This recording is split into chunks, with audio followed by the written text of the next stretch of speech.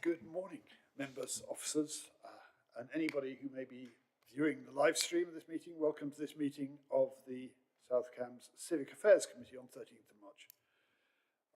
My name is Councillor Peter Fain and I'm chairing this meeting, and my vice chair is Councillor Paul Bearpark on my left.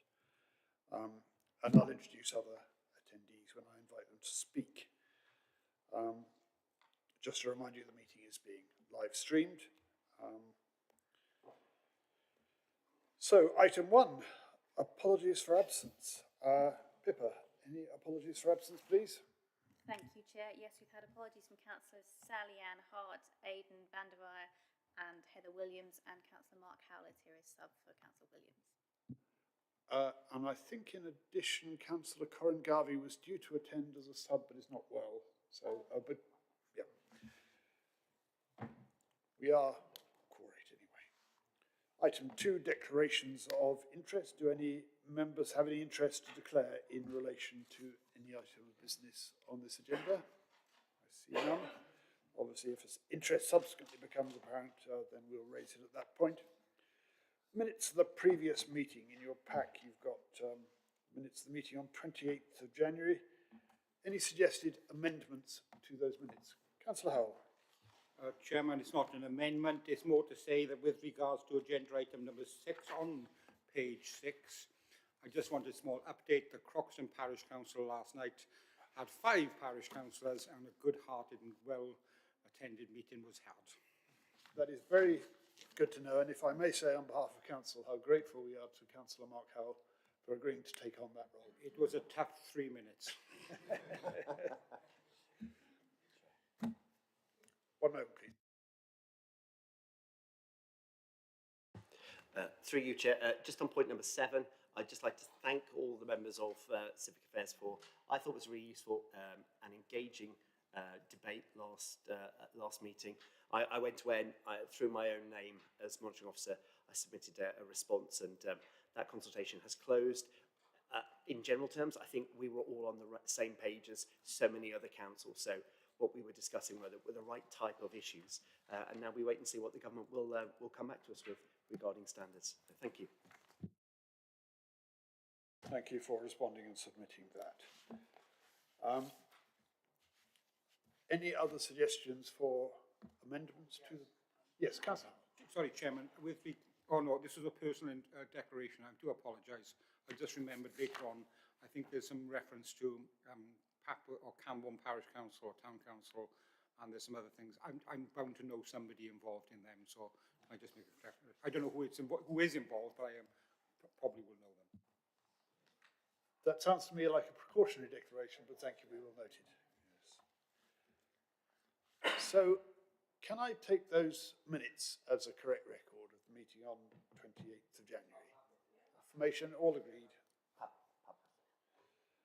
I move approval of these minutes. Record done. Right. Item 4, public questions. I believe there have been no questions received from members of the public. No, none. So we move to item 5, the community governance review of the parishes of Great and Little Abingdon. And you have the report before you. Who's going to present this report? Emma, thank you. Please. Okay, thank you, Chair. The purpose of this report is to seek approval from committee members on whether or not to just check that your microphone is working. I'm not sure.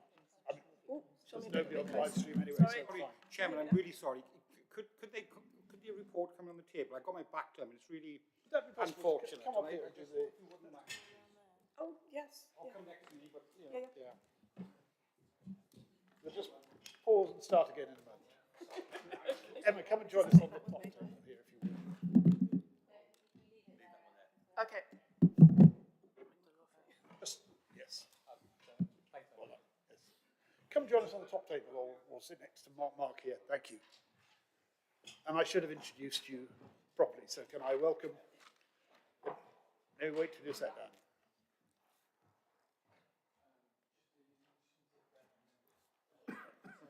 We'll just pause while we get this slight change set up.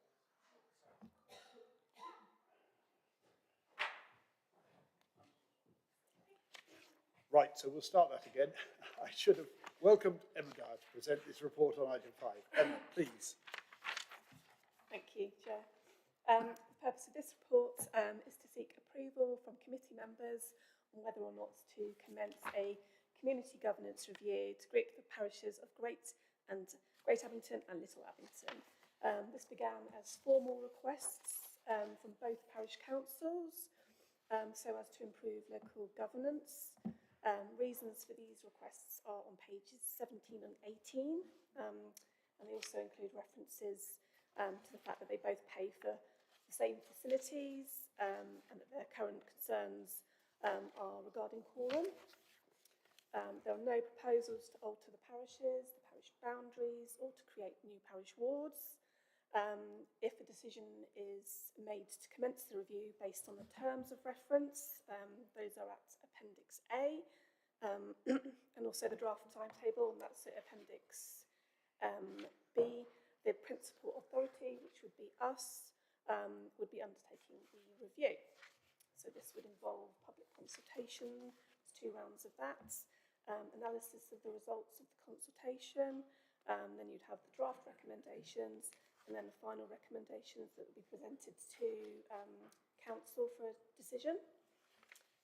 This would need to be completed, this whole review, within 12 months, and that would be from 12 months from the publication of these terms of reference. Just a couple of points I wanted to bring your attention to. Grouping is effective for small parishes that might otherwise be unviable as separate units, and it allows them to retain their own separate identities. The recommendations made in a community governance review have 2 main objectives, and that is to improve community engagement and better local democracy, and to enable more effective and convenient delivery of local services. If a review is undertaken, it would be include looking at the number of parish councillors elected to each parish as part of the new common parish council, as well as the naming of the new parish council.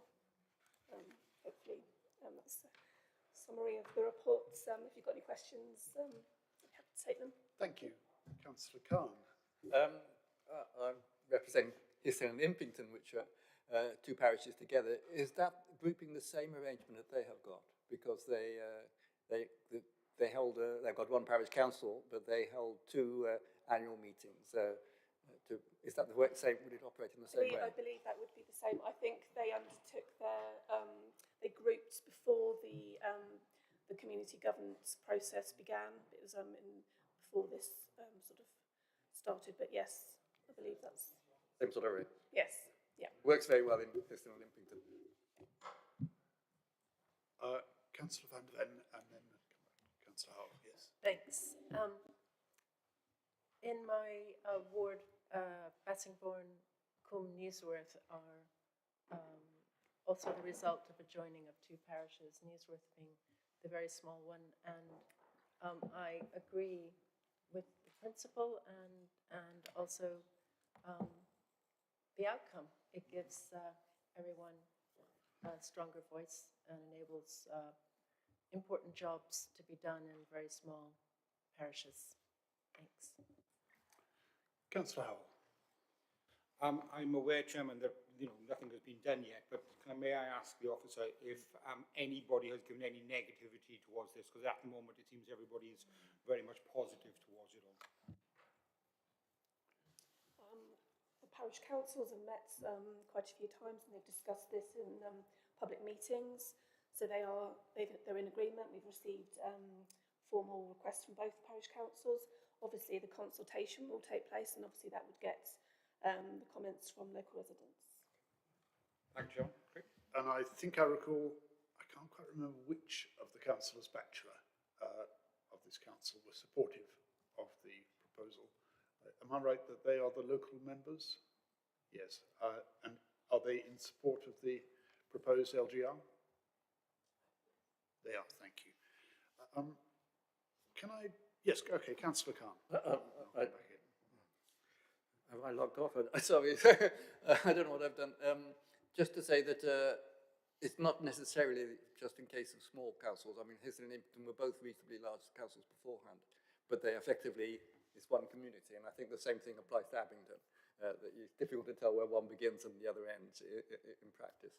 And if the communities themselves want it, I don't see we should be standing in their way. That's so simple. Did you have any comments? One more, and forgive me if I've missed something in your report. I wondered how many parish councillors there are for each of those parishes at the moment. And also, what happens in relation to the precept? Sometimes you have two councils wishing to work together with very different precepts, and the prospects for one council of the precept going up substantially can be an obstacle in the LGR. What's the situation on that? Did I miss it? So in terms of the number of parish councillors, at the moment there's 7 for each parish council. Sorry, did you? Oh, No. sorry. You carry on. There's 7 for each parish council, and it would be up for them to decide. I think the minimum number they would need would be 5 parish councillors. I don't think there's a maximum number. In terms of the precepts, yes, they do have different precepts. We understand that, but that would not be something that we would undertake with the community governance review. Obviously, it would probably be brought up in the consultation. It may well do, but our purpose is to undertake the review, and the parish council, the newly formed parish council, would then address that. Councillor Howard, did you want to come back again? Yeah, thank you, Chairman.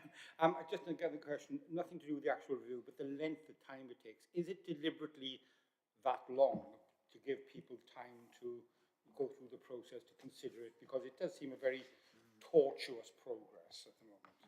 Thank you.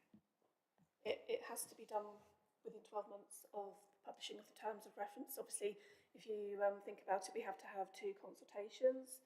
One of the, obviously you have to have a certain amount of time for each consultation to give people chance to understand and comments and make comments. And obviously it has to come back to Civic Affairs Committee as well, so we have to sort of timetable all of that in. We have to analyse the results, so it just gives enough time for us to sort of make those, make a good case for it. Thank you. Very John. Yes, it's an issue we have to consider when considering reports like this. Is will this council still exist when we come to the end of the process? And I think in this case, given the timetable is about a year, I think then hopefully we should all still be here. Right, I think that's very helpful, Emma. Let's come to the key points. What is the committee asked to do to decide whether to commence a community governance review, as outlined? Should we decide to do so, to group the parishes of Great and Little Abingdon, we would need to agree the terms of reference for the community governance review as set out in Appendix A, to agree that officers can commence the review process, to the proposed timetable as set out in Appendix C, and agree that the final recommendations will be presented to council. That's set out. I'm not proposing to take the vote separately on that. I think we can probably do this by affirmation.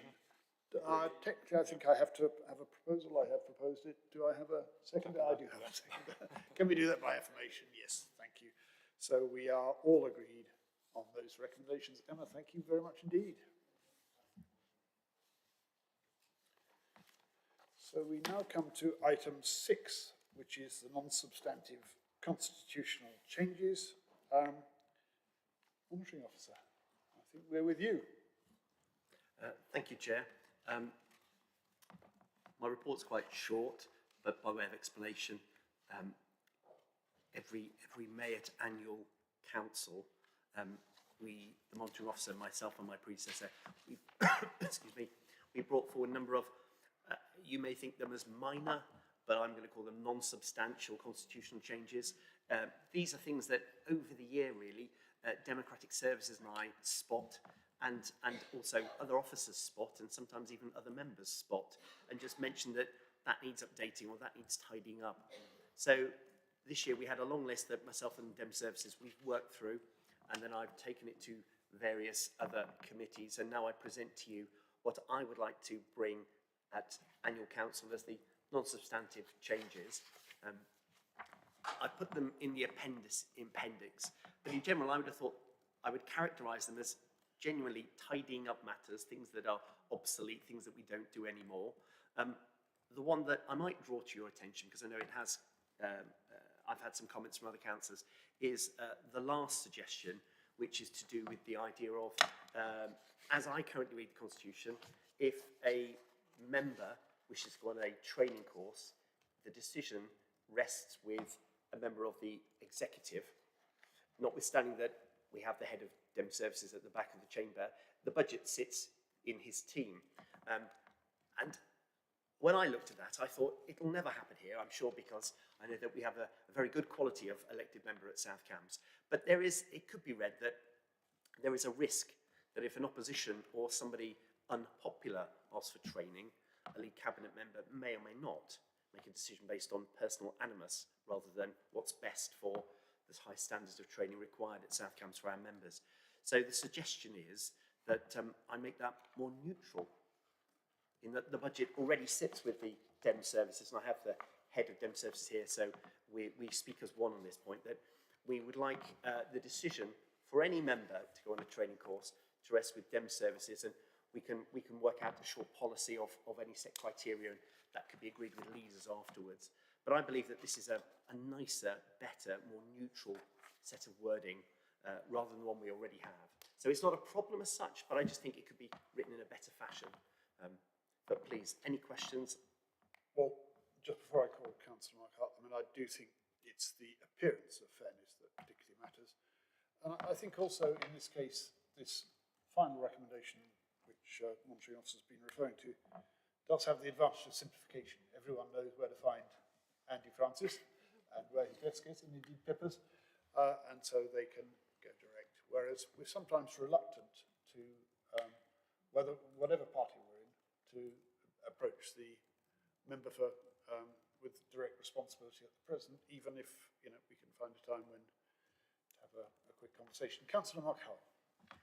Yes, thank you. I think I may need to explain the rationale behind the last one, in that it was not only a member of the opposition, but also somebody who was in the governing party, who went on, shall we say, an excessive amount of training courses, which normally involves an overnight stay. In fact, when you look back at it, nearly all of them involved an overnight stay in a very nice hotel. So that was put in for that very reason. All I'm going to say is I do think there should be somebody somewhere in the officer area and very high up or able to stand their ground. And at the time, the officer who was in charge of democratic services couldn't really stand their ground to this particular member. And so that's why that was put in. However, taking it out or changing the officer or making sure that there is an officer who is able to stand up to the member or members would be a good thing. But that is why it originally was put in. Helpful background as always. I think that, few of us would have doubts that Andrew Francis, who put to the test, would be happy to stand up to members. And I don't think we need to add in words such as in consultation with the member responsible for the lead member for finances or anything like that, because we can take that for granted that were that necessary, the head of democratic services would consult. But that in most cases that would not be necessary. And I think it's important that the budget does lie in his or her this does lie as part of his or her budget, and therefore that person should be responsible for decisions upon it. That's always a good principle. So any other comments, more generally on the recommendations as a whole, not just that final one? Councillor Van der Ven. Thanks. Just a small one, please. It's the fourth, reference number 4, regarding the chair standing. Not everyone can stand. And I certainly have experienced 2 councils where the chair would have been unable to stand. So I just think it's a little bit out of date. We should be, I think it could read, that the implication needs to be that the chair indicates in a commanding way or something. It needs to be adapted to that person's ability to stand out. Yes, as chair, I have always had a hierarchy of responsive to difficult moments in debate. And this particular one has always been towards the bottom of my list, one that I've never had to resort to, and which I suspect that were I to do so, a number of councillors would say, but that's the chairman standing for. I don't think everyone would immediately stop speaking, except possibly to ask that question. And I hadn't considered the point that Councillor van der Ven rightly makes, which is that you know, there may be chairs, and we should always provide for chairs. Does the fact that we might have a chair who wouldn't be in a position to take up this option, I mean, should we say chair stands during a debate or signals by another method? I don't know how we could, can I take the, do you want to come back before I take the monitoring officer's advice on this? Please. I think it's implicit that the chair is in charge of the meeting. And the chair should, you know, in a reasonable way, assert their authority.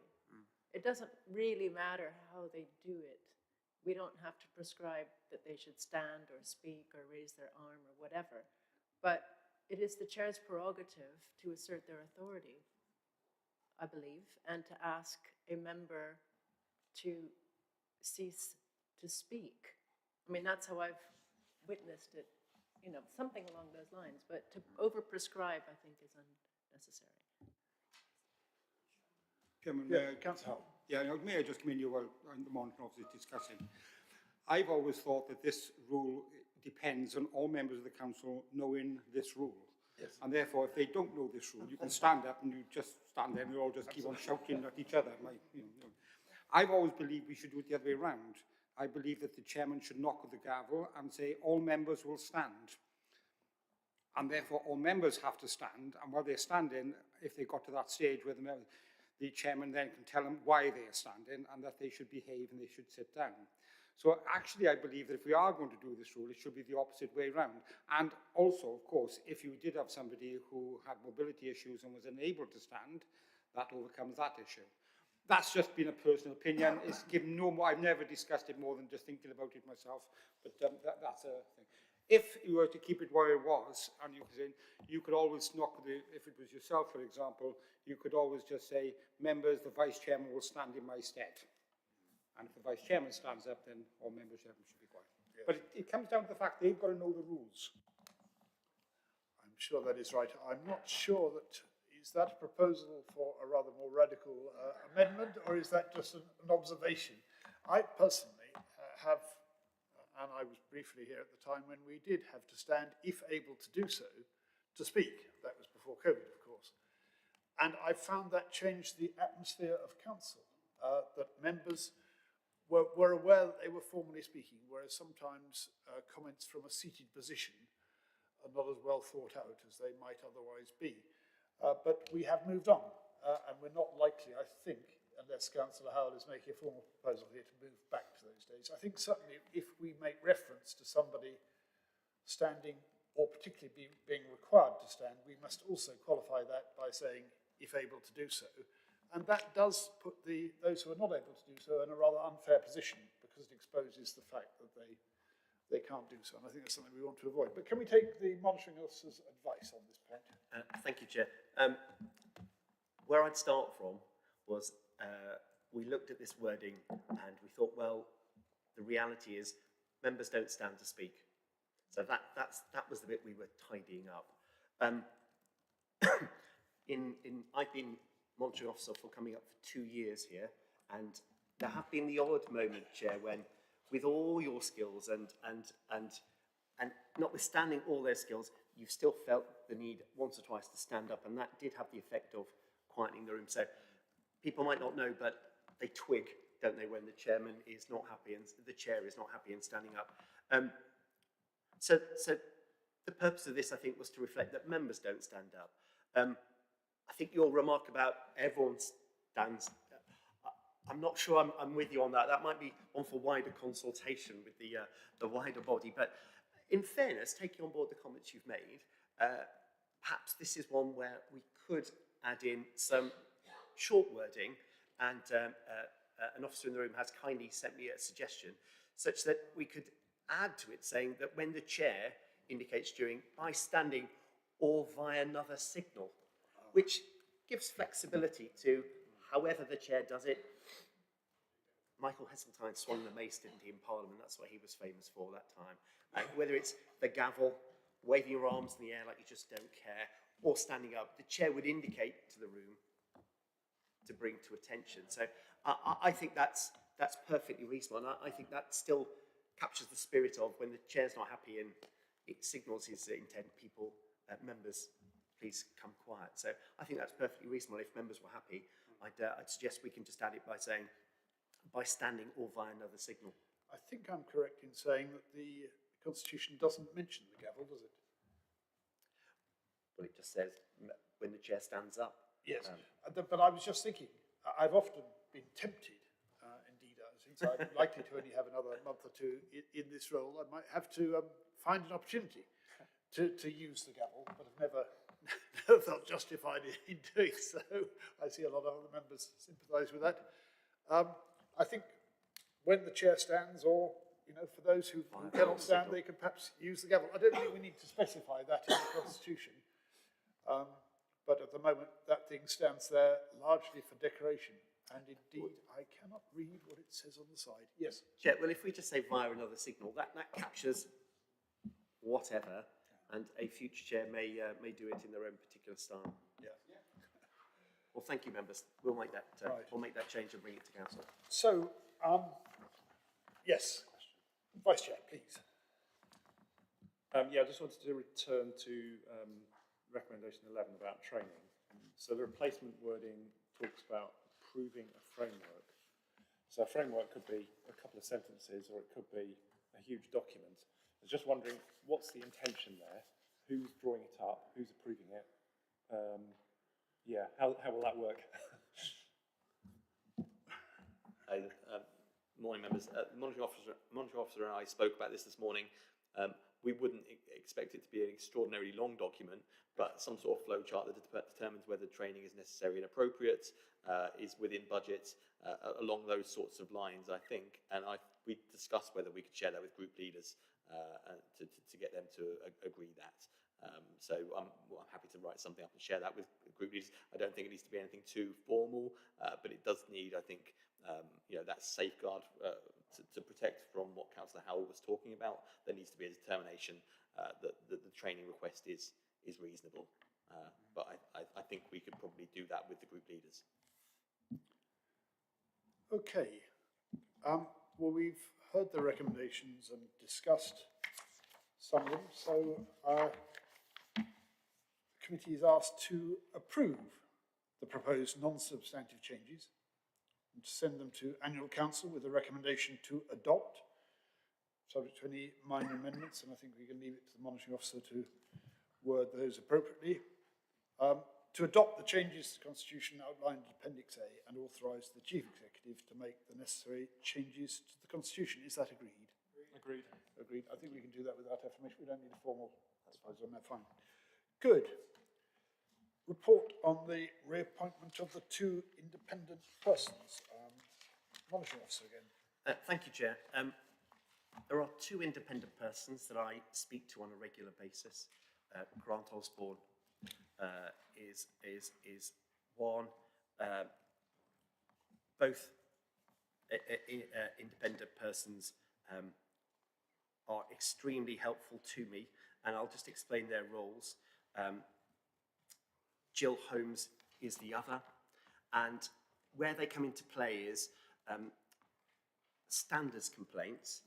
I won't cover everything that we've already discussed in previous civic affairs, but in a nutshell, they are my conscience. I get a complaint in, I send it out to the member accused responds, and I send it to the independent person, and they look at it afresh. And the beauty of having two is that in those rare circumstances where it's a member who gets repeat complaints, I can alternate between my independent person, so there can't be an accusation that it's the independent person becomes jaded about the member. So I find them really useful, and both Jill and Grant I find are really good. They respond to me, they engage with me, they give me analysis, they give me common sense. I know they are both quite experienced in other public bodies doing similar roles, so they are trained, and I feel they're a benefit. And they give me confidence that the system works well.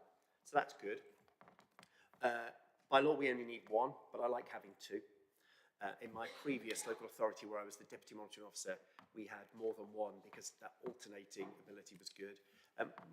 There is also a role for an independent person where you need two in those rare circumstances where a council tries to dismiss a statutory officer, a chief exec, or 151, a monitoring officer, dare I say. So they need to exist. They need to be formally appointed. And I worked with Dem Services to check. And 2 years ago, we formally appointed the current two independent persons for a term of 2 years. So I'm mindful that, in theory, at this annual council coming up in May, they will no longer be on the books. We will no longer have at least one independent person appointed, and that puts us in a statutory a naughty place. So we don't want to go there. I've looked around at what other local authorities are doing now that we're all living under the local government review. And many places are looking to keep their current IPs in place, reappoint them, rather than go out to the general public and have a long-term recruitment process. I think because other places appoint for 4 years, people don't know if they'll exist in 4 years.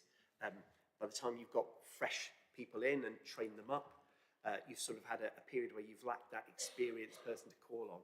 So it looks to me that for other MOs, they're looking to reappoint those IPs that they have, with the understanding that we could be around in 2 years, we might not be, we might be around in 3 years, I don't know. I spoke with Jill and Grant just before I thought about bringing this paper, and I was very pleased to say when I spoke to them, they were both more than willing to continue working with us because they believe they are doing good, they are contributing to civic society, and I like working with them, and they enjoy working with me, so to speak.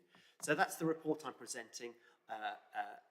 I would like, at full council, to include, as we did 2 years ago, a short sentence that says we're reappointing them for another 2 years.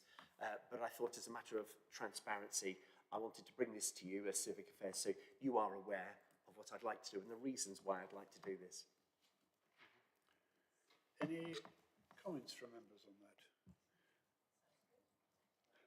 I'll take that as a comment. Just 2 comments from myself.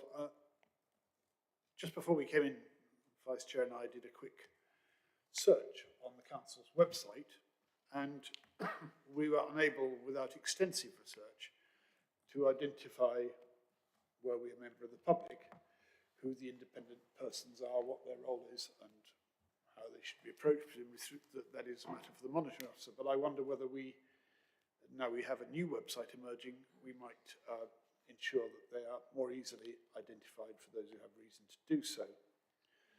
The other thing that may perhaps be slightly offline here is I'm conscious that in relation to conduct complaints, the monitoring officer sometimes consults me on the principles, and in doing so he consults me on behalf of this committee as chair of this committee. And I thought, just for context, it would be helpful just to outline where that comes into play and where the monitoring officer, how the relationship is between the monitoring officer and the chair of this committee and the independent persons when he goes to one, when he goes to the other, when he goes to both. Thank you, Chair. Well, obviously I follow procedure. Procedure is my friend, and that's set out in the ethical handbook. So the independent persons, as I've indicated, I talk to them regularly because I talk to them during the first stage. There is a point where the chair of this committee, independent person, and I have a very close series of conversations, and that is at the very end of the process. In simple terms, that's one of the more serious matters, and there is a stage where I can determine whether a serious complaint, where an investigator, stage 2, has determined that there is serious grounds here to move forward.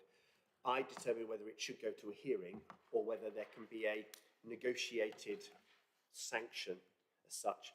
And that is something where I liaise with the independent person and I liaise with the chair. And in my 2 years, we've done that on one occasion where we had a serious matter. But that's an instance where we work closely. But otherwise, as I say, independent persons, we need to have them. These two are really good. I think they add value to my work, so I'm delighted to keep them. Please, Councillor Howell. No, I think that's very good, and I think, I mean, the monitoring officer might be speaking to you as the head of civic affairs, but also you are the chairman of council as well. So, I mean, you are the civic head of this authority, and, you know, it is, I believe, it's only right that you should be consulted at some point in what's going on. At the moment, I think I still hold the record with the most amount of complaints made against me, and it was 100, well, I can't remember if it's 137 or 177 about one incident, but I'm still up there. I'm still waiting for somebody to try and top me off that list. Obviously, I can't comment because they're all confidential. And I don't think I would be allowed to congratulate Councillor Howell on that particular achievement, even if I wanted to. But thank you for drawing that to our attention. So, to any other comments, questions? No. So, the committee is asked to approve the proposed reappointment of both independent persons. No need to name them in the formal request. And to recommend to annual council to reappoint both for another 2-year term. Is that agreed? All in favour? Any opposed? Any abstention? Agreed unanimously. Thank you. So we then move to item 8, the update on the Code of Conduct complaints and the annual summary, which I should say is at page 41 of your printed papers.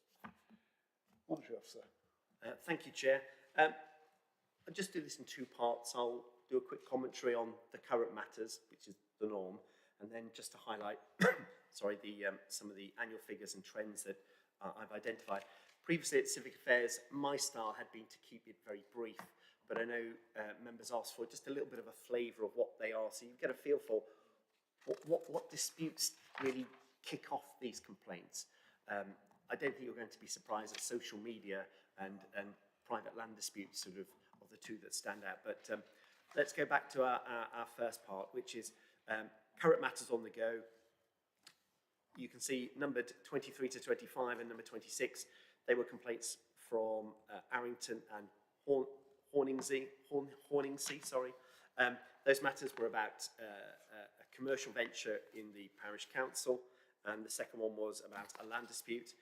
And in both instances, the matter's been closed down and the decision notices will be going out today. Parties have been made aware of that information already. Turning to the matters that are new, we've had a complaint in from Papworth Everard. It concerned a land dispute.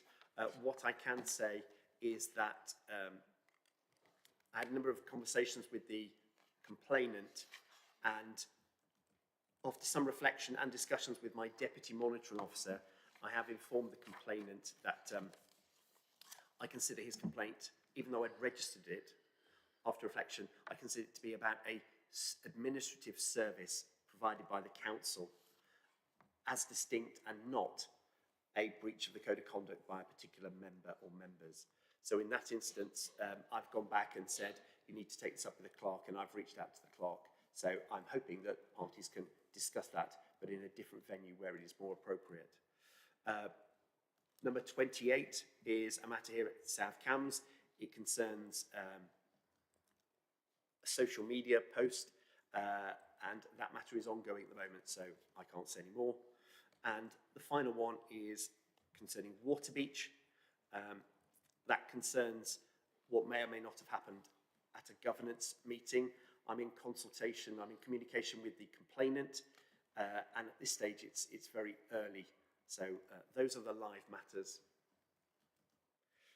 And I also just popped at the bottom on my report a few facts and figures. We're slightly up on complaints this year from last year. We're slightly up at South Cams and more noticeably up at parish council level.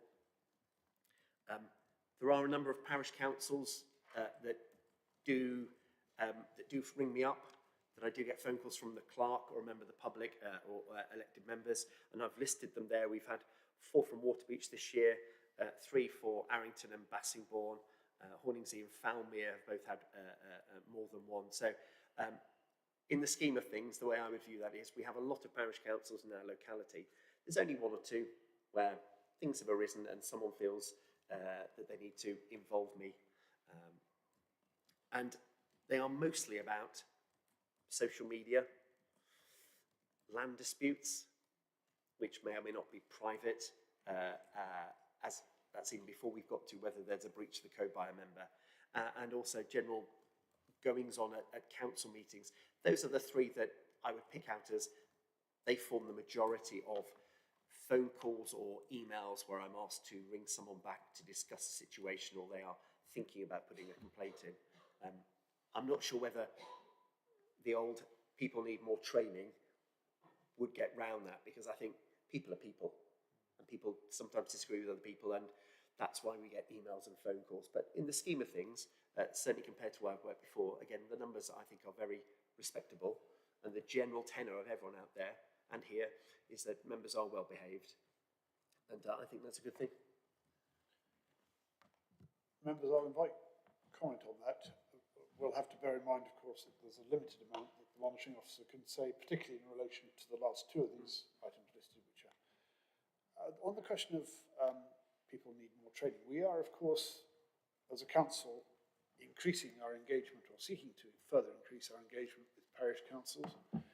It would be helpful to just mention this role and how it works in that training. I'm always conscious of the fact that when we say parish councils need more training, we then find that most of the complaints come from people who are extremely well trained, sometimes former members of this council, and that is often not the solution it might pretend to be. Any questions for members for the monitoring officer on that report? Councillor Khan. Just out of interest, you've worked for another authority. I don't know whether they have parish councils, but how do we compare? Do we have more complaints? Do we have less? Are we a fractious lot here, or are we well mannered? Obviously, it's unfair because everywhere's different, but at my previous local authority, at the time I was the deputy monitor, there were a higher number of complaints there than here, and they had a comparable number of parish councils. But again, it seemed to be, it's the same, there it was the same half dozen parish councils generated 90%, and it's like here, it's the same 2 or 3 parish councils that generate the weekly phone call or the every fortnight, it's another person ringing me up. I would just comment that's not totally a surprise. And can I say, inform you that the fact that the monitoring officer so rarely has to consult me as chairman of this committee, specifically Councillor Alder's chair of this committee rather than the council, I take as a good sign. It could be either complacency on behalf of the chair or just competence and both good behaviour on behalf of those who might otherwise be complaining. Let's hope it's the latter. So, thank you for that report. I think we've discussed that. And all we need to do is to note this report. We don't need to take that by affirmation. All agreed? Thank you. I think, unless I've missed something, that seems to bring us to the end of our formal proceedings for today. So, members, thank you very much. Our next meeting, can you remember offhand the date? 22nd of July, thank you. So with that, I call this meeting to a close at 10:44. Thank you all.